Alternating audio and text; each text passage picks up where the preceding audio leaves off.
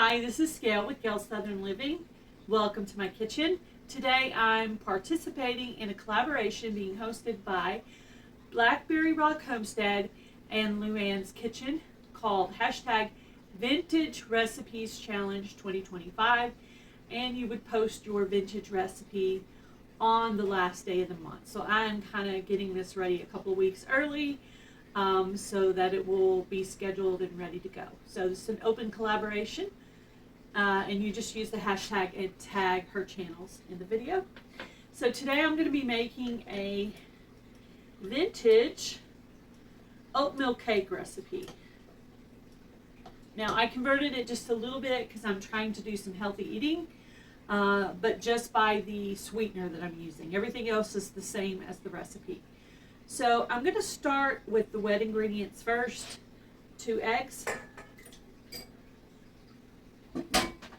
and 1 1/3 cup of milk. I'm using almond milk in mine.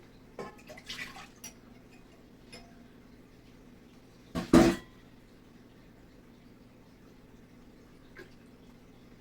going to go ahead and take this back off for a sec because that makes it harder to put the ingredients in there.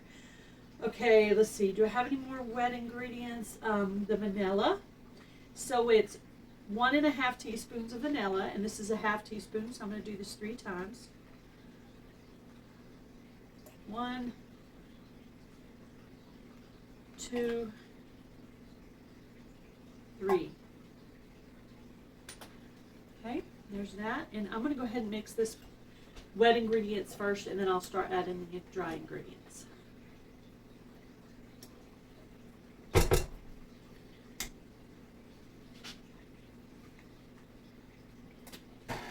Okay, so I got that part mixed up, so now we're going to start with the other ingredients. In the original recipe, it called for honey or maple syrup. I don't have either of those, so I'm using some Swerve confectioner sugar. This is my trying to make it a little healthier with the sweetener. So Swerve sweetener confectioners. This one's specifically for dessert, which they wouldn't have had back then, but hey, use regular sugar, maple syrup, or honey if that's what you have, but I'm using Swerve confectioners. And we're going to do a 1/4 teaspoon of salt. Make sure we got that right. Okay. And we're going to use a teaspoon of baking powder. Okay. And 3 tablespoons of coconut oil, which I've already measured this out ahead of time to make this easier to put together. It seems kind of weird to me that it's calling for coconut oil because it seems like they wouldn't have had that back in the day, but maybe they did. I'm thinking they would have used some good old-fashioned lard, but that's just my opinion. Also, it calls for a teaspoon of cinnamon. But I'm going to add 2 teaspoons of cinnamon because I really like cinnamon. And I think this recipe is going to be really plain without it. That's just my opinion. Okay, so it called for 2 1/4 cup of rolled oats. That's the bigger ones. I've already measured that out. And a 1.25 cups of quick oats, which is a finer. Okay. It also calls for 3/4 cup of cranberry. You could have done raisins, apricots, and cranberries, but I didn't have any of those, so I only did cranberries. Plus, I actually like cranberries better than raisins in recipes. But I'm going to wait till the end to fold this in because I don't want to break up the cranberries. All right, so let me get this mixing.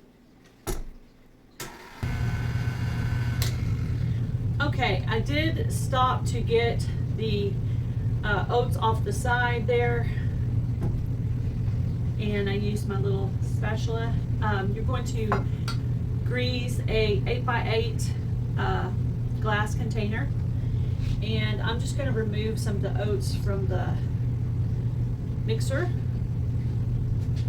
Go ahead and get the oats off the side again, like before. And this is when I'm going to fold in my cranberries.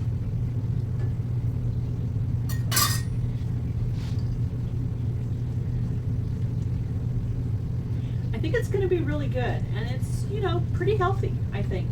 So I can't wait to try these. I haven't made a dessert in about a week or so. I was trying to give my body some time to lose weight and not be dependent on having desserts all the time. But I wanted to try a new recipe because I'm supposed to try a new recipe every week. So I'm trying this one for Luann's collaboration. All right, I think I got that well incorporated there. So I'm just going to go ahead and put this in, and you are going to preheat your oven to 360 degrees, and you're going to cook this from 35 to 40 minutes. I will have the recipe in the description box of this video. Please check out all the other videos and the playlist. I will try to list the playlist in the description box of this video, so you can go check out some of the recipes in there. Please feel free to join this collaboration. Some of those Fanny Farmer recipes would be really good for this. I just happened to find this one online and thought it was really cool, and thought it was pretty healthy. I just changed the sugar and changed out the raisins to be all cranberries instead of a combo of both. But you could do that as well if you like raisins. So I do like raisins, but just by themselves, actually. All right. I'm just going to smooth this into the pan. Make it nice and even here. Okay, just for a little extra flair, I thought I could put some cranberries on top of this, or some dark chocolate chips, some Lily's dark chocolate chips. So I think I'm going to do that. I'm going to put a little bit of the Lily's dark chocolate chips on top of it. It'd be kind of like a cookie bar kind of thing. I had just a little bit of that left. Looks pretty. Looks very pretty. I think some more of the cranberries on top would also be good. So I'm going to bake this in the oven, and I'll bring it back, show you what it looks like, and do a taste test for you. Here's what it looks like, guys. Right on 35 minutes. I did add some more cranberries, so it has cranberries and Lily's dark chocolate chips that are sweetened with stevia. So let's try this out, guys. Okay, it's done. Let's try this out. Doesn't that look good? All right, let's give this a try. This looks like a good bite right here.